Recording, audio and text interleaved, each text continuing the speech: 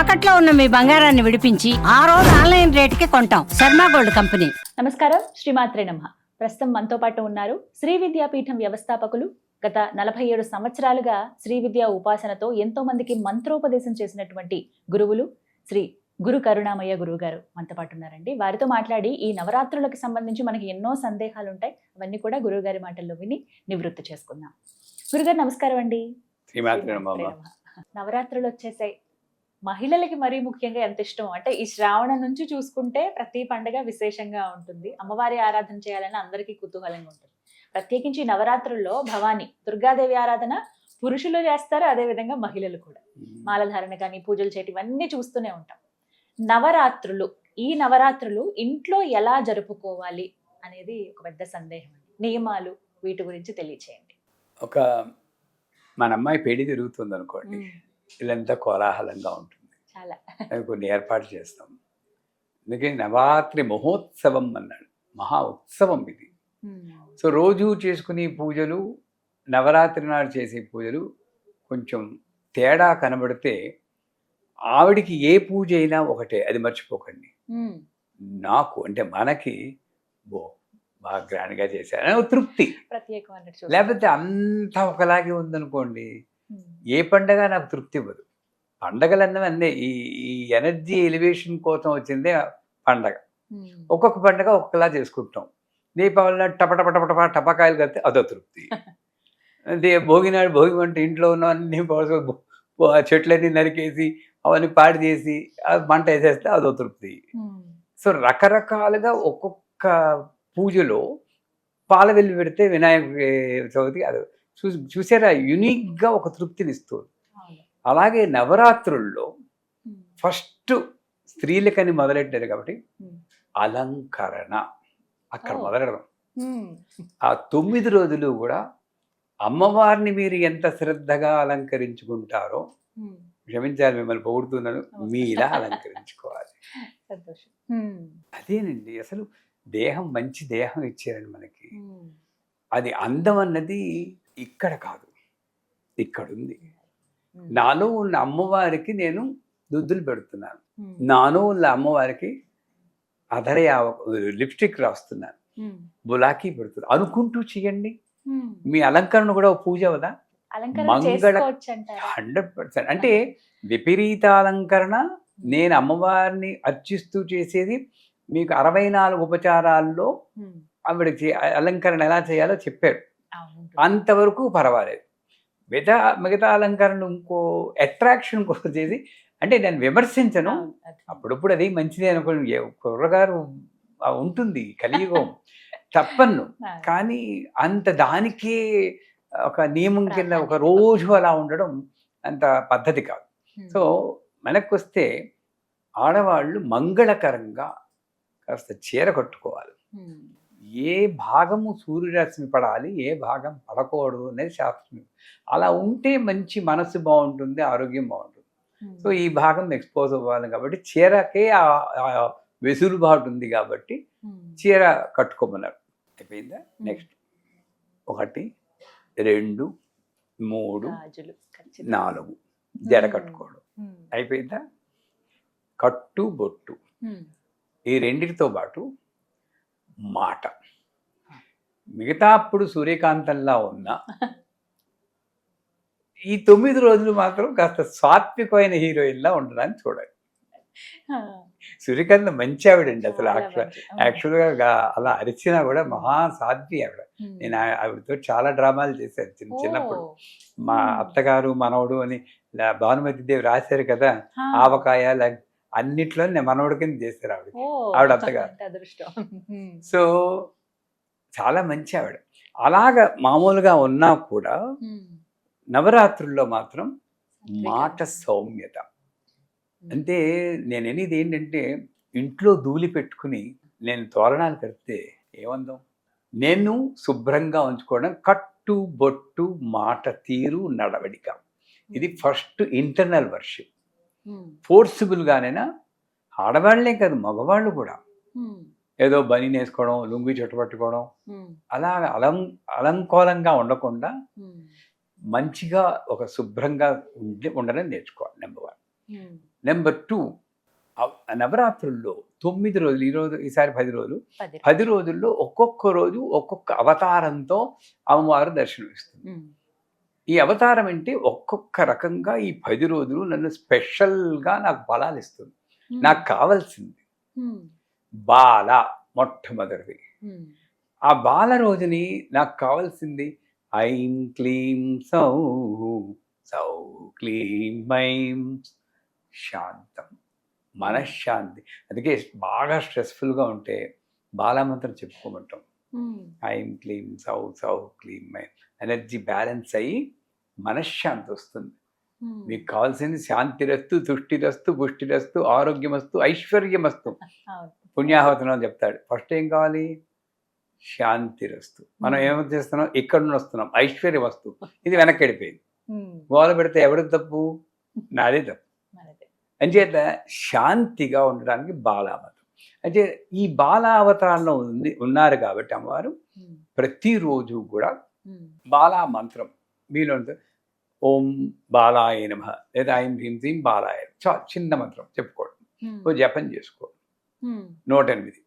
ఏ రోజు దేవత అయితే ఆ రోజు దేవత పేరు చెప్పుకుని జపం చేసుకోవాలి. ఓ 108 పొద్దున్నే చేసుకుంటే మంచిది. తర్వాత నిత్య పూజ 16 ఉపచారాలు కానీ 5 ఉపచారాలు కానీ.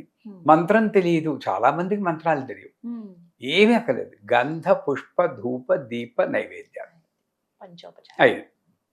ఐం హ్రీం శ్రీం బాలాయ నమః గంధం రాయండి. ఐం హ్రీం శ్రీం బాలాయ నమః పుష్పం పెట్టండి. ఐం హ్రీం శ్రీం బాలాయ నమః అక్షతలేండి. ఐం హ్రీం శ్రీం బాలాయ నమః ధూపమా అని ధూపం ఇలా తిప్పకుండా ఇలా తిప్పించి ఐం హ్రీం శ్రీం బాలాయ నమః దీపం దర్శయామి, ఐం హ్రీం శ్రీం బాలాయ నైవేద్యం.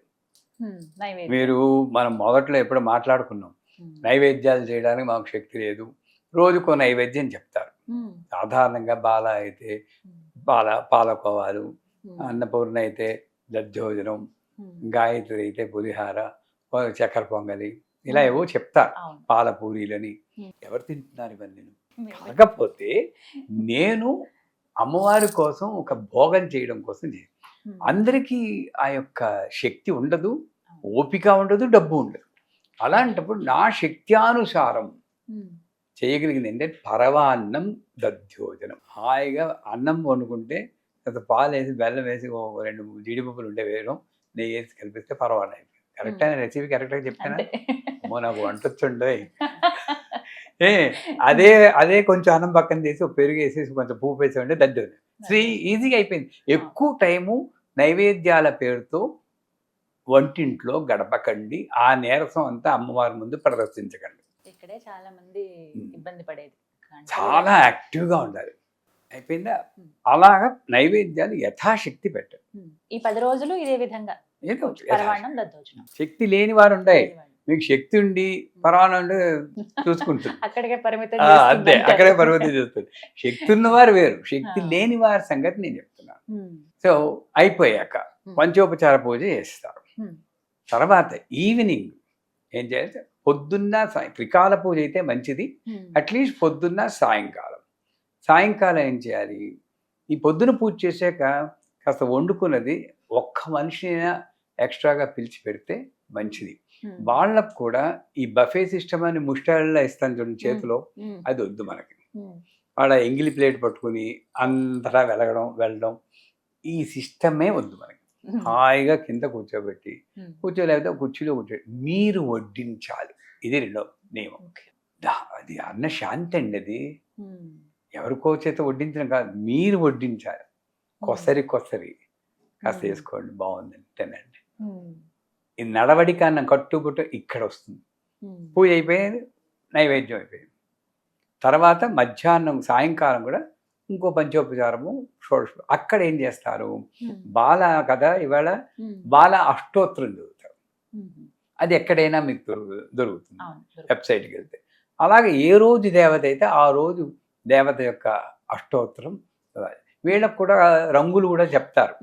ఆ రంగులు బాల అయితే పింక్ అని, అన్నపూర్ణ అయితే వైట్ అని, గాయత్రి అంటే ఆకుపచ్చ అని చెప్పి, లక్ష్మి అంటే మళ్ళీ ఎల్లో కానీ పింక్ అని, తర్వాత ఇంకా ఈ సరస్వతికి తెలుపు, దుర్గాదేవికి ఎరుపు, అయిపోయిందా మహిషాసురపతికి నీలం కానీ నలుపు అంటారు కానీ నీలం ఇలాగ రకరకాల రంగులు చెప్పారు. కానీ ఏదైనా మంగళకరమైన రంగులు పసుపు, ఎరుపు, ఆకుపచ్చ. అన్నపూర్ణకి ఈవిడికి సరస్వతికి తెలుపు. ఈ రంగుల్లో యథాశక్తి మనం అలంకరణ చేసి పెడితే మంచిది. మనం కూడా అదే రంగు చీరలు కట్టుకుంటే ఇంకా మంచిది. రెండు ఒకటే అనే ఒక భావన ఉంటుంది. కానీ సాయంకాలం చేసి ఇక్కడ ఒక సువాసిని పూజ చేస్తే మంచిది. ఈవినింగ్స్ అందరూ సుహాసిని పూజ అంటారు. కమల్ హాసన్ అన్న కూతురు సుహాసిని, చారుహాసన్ కూతురు. సుహాసిని పూజ కాదు, సువాసిని పూజ. అక్కడ ఏం చేయాలి? అక్కడ కూడా ఈ నవరాత్రుల్లో సువాసిని పూజ అని చెప్తా వాయనాలు ఇవ్వాలని చెప్పి బుట్టల్లో అలా పట్టుకుని మేడమెట్లకి ఉసు ఉసు ఉసు అనుకోవడం, ఆవిడ కాళ్ళకు నీరసంగా పసుపు రాస్తూ అబ్బాయికి పెళ్లి కుదిరిందా అమ్మాయికి పెళ్లి కుదిరిందా అని మాట్లాడడం వీటి వల్ల ఉపయోగమే లేదు. డబ్బులు వేస్ట్, నీరసం. నన్ను అడిగితే ఒక్క సువాసన చేయండి, ఇంటికి పిలుచుకుని. లేదా ఆవిడ రానంటే మీరే వెళ్ళండి. ఆవిడ ముందే చెప్పాడమ్మా మీరు ఇలాగ కూర్చోండి, దేవతలా కూర్చోండి, ఏం మాట్లాడద్దు, నేను చేసుకుంటాను, మిమ్మల్ని దేవతా రూపంలో అవ్వాలి. అమ్మవారే అక్కడ ప్రాణంతో ఉందనుకుని అంత భక్తిపూర్వకంగా గోరుకు రాసేస్తూ ఉంటారు కొంతమంది పశువు, వాడే పడదండి. అసలు గోరే దరిద్రం. వాళ్ళ గోరు మనం ముట్టుకుని ధరించడం ఏమిటండి? కలికాలం కాకపోతే వాళ్ళకి వద్దంటే మాని చేత ఈ చీలమంట వెనకాతలు, కాలికి వెనకాతలు కూడా తగిలేట్టు పూర్తిగా పసుపు రాసి అలంకరణ చేసి, మామూలు షోడశోపచార పూజ ఎలా చేస్తామో అంతే భక్తిగా ఆవిడకి పూజ చేసి చివరిగా ఇలా చెయ్యండి. మీరు తప్పనిసరిగా మీకు ఆ ఎనర్జీ వస్తుంది. అప్పుడు ఆవిడ నడుం చుట్టూరా చేసి ఒళ్ళో తల పెట్టి అమ్మ ఆశీర్వదించాను చేసి వాళ్ళు ఎవరైనా ఉన్నారు? అమ్మ అక్కడ మంత్రసిద్ధి భూయాత్ అంటాం. నేను సువాసిని పూజ చేసిన అలాగే చేస్తాను. ముందు చెప్తా అమ్మ ఆశీర్వదం చేస్తే నా మంత్రం సిద్ధిస్తుంటుంది, నేను ఏ సాధన చేస్తున్నాను. ఆడవాళ్ళైనా ఎవరైనా సరే, అసలు నన్ను అడిగితే భర్తలు భార్యకి ఈ నవరాత్రుల్లో చేస్తే మన వీడియోలో చెప్పి లక్ష్మీదేవి దొల్లుతుందండి వాళ్ళ ఇంట్లో, అది సత్యం. మరి భర్త అంటే పెద్దవారు, భార్య చిన్నది కదా, పాదాలు అవి పట్టుకోవచ్చా? పసుపు అవి రాయొచ్చా? అక్కడ పెద్దవారైన భర్త చిన్న పాపగా మారిపోయి చిన్నవారైన భార్య తల్లిగా మారిపోతుంది. ఆ మార్పు తీసుకురావాలి. అక్కడ తల్లి అమ్మవారిని చూడాలి. కార్యేషు దాసి కరణేషు మంత్రి బోధ్యేషు మాత. అది మర్చిపోలేదు కదా. నాకు అన్నం పెట్టింది ఆవిడ, వండి పెట్టింది, అక్కడ మాతే అయింది. ఆ మాత కింద నేను తల్లి అక్కడ పూజ చేస్తున్నాను. ఈవిడ కూడా అబ్జెక్షన్ చేయకూడదు, నా కాలు ముట్టుకోకండి నా పాప అని వీడు చెప్తూ ఉంటా. ఏమీ లేదు. అసలు మట్టిలో ఎలా తొడిగాడండి? కాలు ముట్టుకోవాల్సిందేగా. ఏమైనా గ్లౌజ్ వేసి తొడిగారా వీళ్ళు కాలు ముట్టుకోకుండా? లేదు లేదు. అవునా? అక్కడ పట్టుకున్నాడా కాలు? మరి అప్పుడు లేదు, ఇప్పుడు ఎందుకు వచ్చింది? సో అదే రకంగా సువాసిని పూజ చేసి వాళ్ళకి యథాశక్తి మనం చేయరో బ్లౌజ్ పీస్ ఇచ్చి వాళ్ళ చేత ఆశీర్వదించి, ఇది చాలా ముఖ్యం. ప్రతిరోజు చేస్తే దాని అద్భుతం.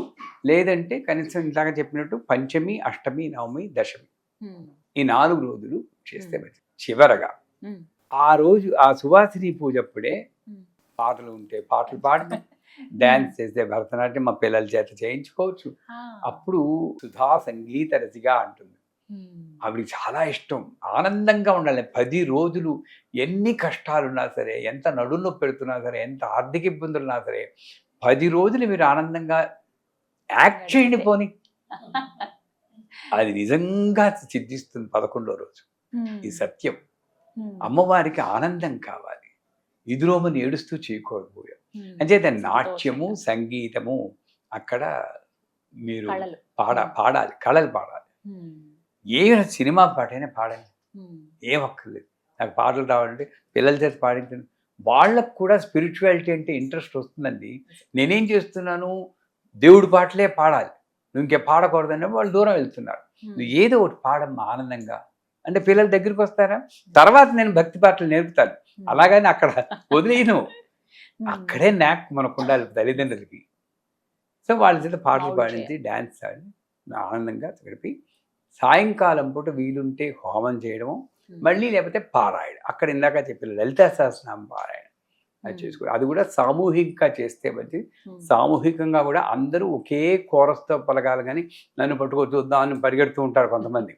అలా ఆ సహస్రనామం అయిపోయాక ఇంకే విషయాలు మాట్లాడకూడదు. అసలు పూజ గదిలో వేరే విషయాలు మాట్లాడకూడదు. అక్కడే మన ఎనర్జీ పోతుంది. బొట్టు పెట్టడం, తాంబూలం ఇవ్వడం, ఉంటారు, నమస్కారం, మాట్లాడకూడదు అంతే. తర్వాత మాట్లాడకూడదు.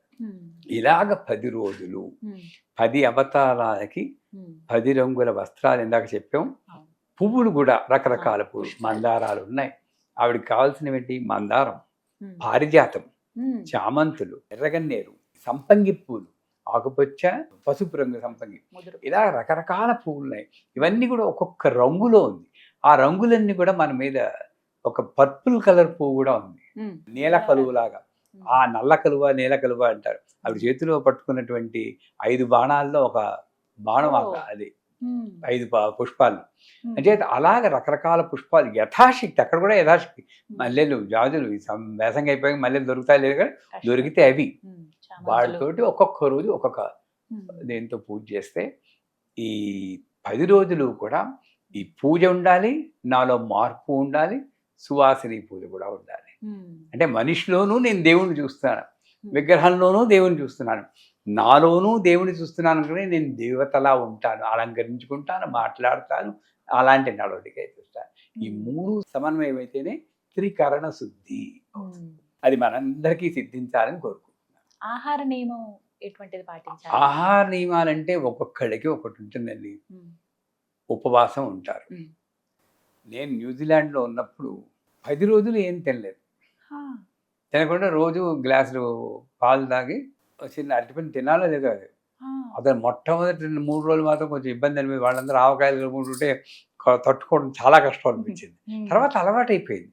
మీరు నమ్మరు, 11వ రోజు అన్నం పెడితే తినబుద్ధి లేదు. నీ ఆరోగ్యాన్ని చూసుకుంటూ నీ ఆహార నియమాన్ని ఉపవాసం ఉంటే మంచిదే. కానీ అన్నం భిన్నం అయితే పర్వాలేదు, ఉప్మా అయితే పర్వాలేదు, అదైతే పర్వాలేదు, ఎంతసేపు ఒంటింటి చుట్టూనే తిరుగుతాం. ఉపవాసం ఎక్కడుంది? వంటింటి వాసమే, ఆవిడ దగ్గర లేదు. అలా కాకుండా మనసు స్థిరంగా ఉంచుకుని కించిత్ ఆహారం, కొంచెం ఆహారం తీసుకుంటే మనకి మంచిది. అలా చేసుకుంటే చాలా మంచి, కొంచెం శ్రద్ధగా యాక్టివ్గా ఉండడానికి అవకాశం ఉంటుంది. పూర్తి ఉపవాసాలు ఉన్నవాడుగా ఉంటారు. అంటే అమ్మవారికి ఏదైతే నైవేద్యం పెడతారో అది స్వీకరించవచ్చు. కొంతమంది ఉపవాసం ఉన్నానని వాళ్ళు అవతల వాళ్ళు ప్రసాదం ఇచ్చినా కూడా పర్వాలేదు, నేను తినండి, అన్నం తినండి అంటారు. చాలా తప్పు. అమ్మవారే నువ్వు నన్ను అందరిలో చూస్తున్నావా లేదా అని పరీక్షించడం కోసం నువ్వు ఉపవాసం ఉన్నప్పుడే ఆ పక్కింటి ఆవిడ చేత నీకు పరవాన్నం పంపిస్తుంది.